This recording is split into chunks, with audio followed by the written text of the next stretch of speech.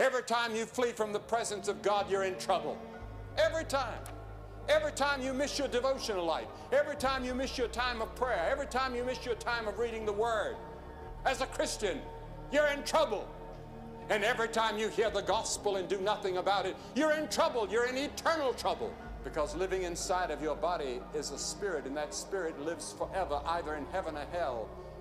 And you're taking a chance every time you hear the gospel and do nothing about it. It's not easy to be a follower of Christ. In this generation especially, it's hard to follow Christ.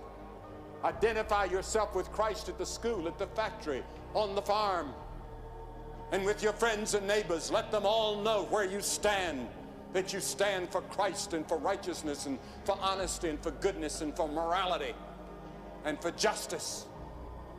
And that's not easy in our generation.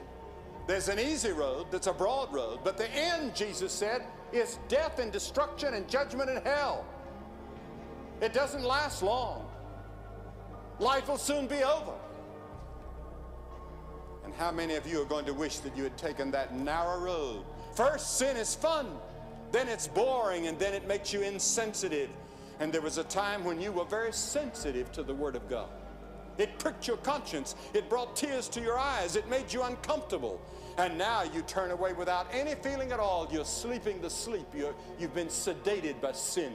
No matter what your sin, no matter how deep in sin you've been, God is in the forgiving business because of what Christ did on the cross. I'm not going to heaven because I'm good. I'm not going to heaven because I preached to thousands of people. I'm going to heaven like anybody else by the way of the cross, where Christ died for me.